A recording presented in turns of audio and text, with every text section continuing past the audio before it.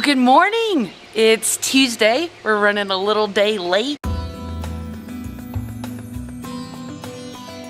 Welcome back. So we just got back from celebrating Easter with our family in North Texas, and we really did a stretch on the watering for going over a course of a week, and the garden seemed to do okay. There's a couple of things that aren't faring as well, but we're going to take a quick tour around, and I'm going to talk to you a little bit about when your plants start to flower and some little tips about that. So let's get a quick tour. The squashes are all looking awesome, and if you look down in here, we're getting some little presentations of flowers, and on some we've actually got flowers.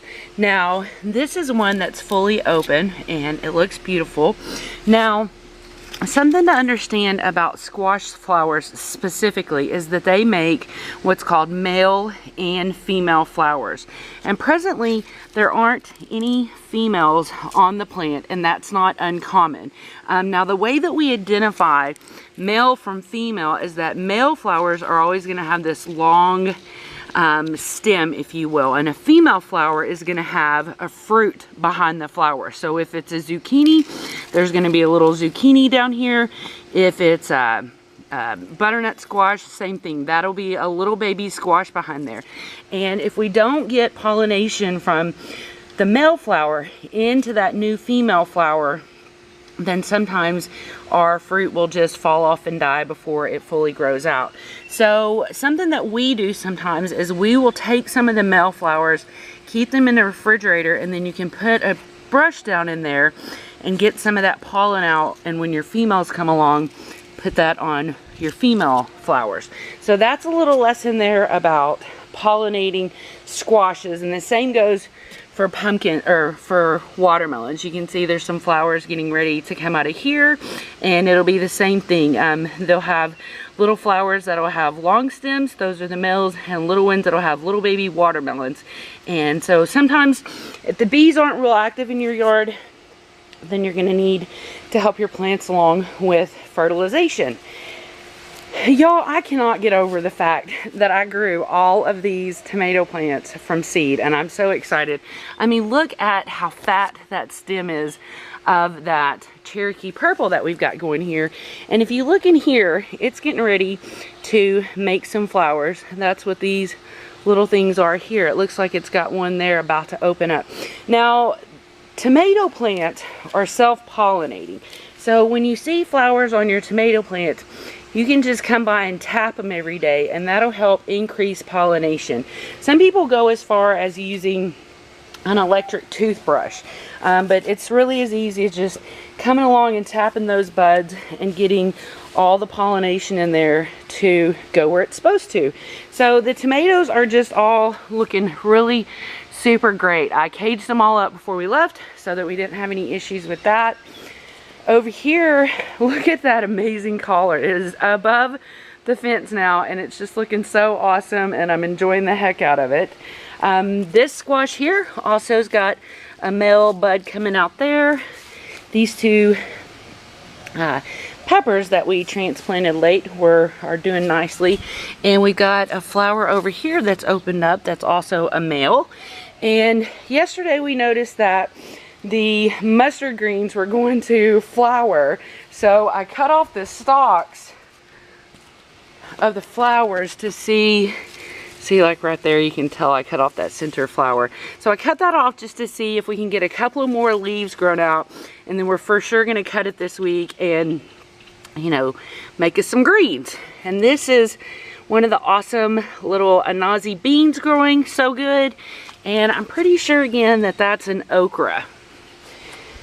Now, the strawberry over here, I thought he said it was making some flowers, but I guess it's not. But it looks great. And this squash has got lots of flowers coming out. Look at that beautiful thing right there. So see, I clearly need to come take some males and store up some pollen. Now, this baby here did not do well. Come in through the week with no water, and it's full of flowers. So we didn't water it last night. We're just going to pull it.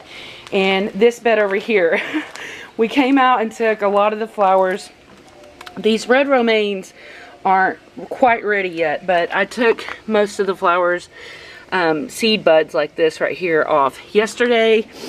And we just gonna kind of see what happens with the garlic, and then I'm gonna get something else planted in here as we go through the season. The flowers are awesome as usual. You know, I came in and had to do a lot of deadheading of the calendula from over the week, and I'm really close this week. I'm gonna take out all of this blooming white because I'm not really looking to have coriander all over my yard, and I've got a lot of different kinds of sunflowers tucked in there that I want them to have some room to come out. And over here we've got some more squashes blooming, and that right there is that crazy Brussels sprout. Lots and lots of the radishes are doing okay. Some got a little too small. All the flowers over here, super happy.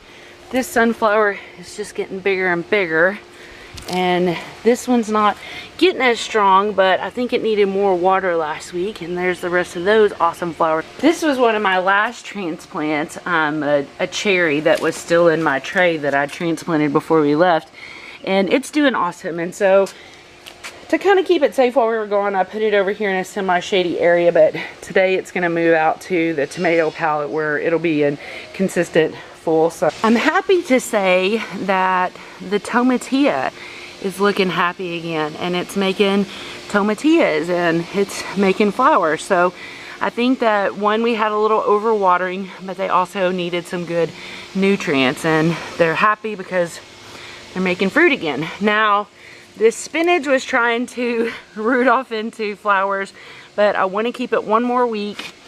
These radishes all look awesome. This green leaf lettuce is coming in great, so we can start taking cuttings off that. Still didn't even get any presentation from the green beans, but the cantaloupes look good there. Like I said, I think that is for sure a okra. All the flowers over here are just doing so awesome, and it looks so beautiful. And this tree's about to bloom. Well, it's blooming on one side, but it's just getting bigger and bigger, so I think we're gonna see some nice shade come across here. All the herbs and flowers are looking happy. This big blue Hubbard squash is about to get some flowers of its own. I didn't get a cutting of the kale before we left, but I'm for sure going to do that today because I've got another tomato plant down here that I don't want to get covered up, and I'm going to get these weeds out of here. And that's another watermelon that we've got doing so good. I love the red nasturtiums. They're so pretty. I just wanted to give you a quick kind of update on what's going on here with my sweet potatoes. As you can see while we were gone, that we've got a root coming off here, and this is like the actual slip coming up with the leaves, and so it'll eventually get up here above the water, just like this one. Remember, I tried to flip it upside down, and looks like that needs more water. It needs to sit in there like that. But while I was gone, you can see that it started to come up this side over here, so I just gotta make sure it's got high enough water. I'm gonna have to bring the water level up to there. So this one is really doing awesome, and in the future I'll look for a sweet potato that's more like this than one that's just kind of circle like that, and maybe I'll have better luck with it. But there's just a little update on what's going on with those two. Well, I hope you enjoyed our tour today, and I hope you enjoyed the 2 little tips about helping the pollination of your tomato plants as well as your squash and melon plants. And I'm excited to get into my garden planting this week because I know there's still stuff that I can put out, like some more melons and some eggplants, and I've got a little list. I was so busy for a couple weeks getting ready for that trip that I was just kind of, you know, doing what needed to be done in the garden. But now I'm back on track. I won't be going anywhere for a while, so I'm really gonna pump up my garden and get it growing good. So I hope you have the best day ever. Thanks so much for always coming back every week to see how we're doing, and we'll chat with you next week.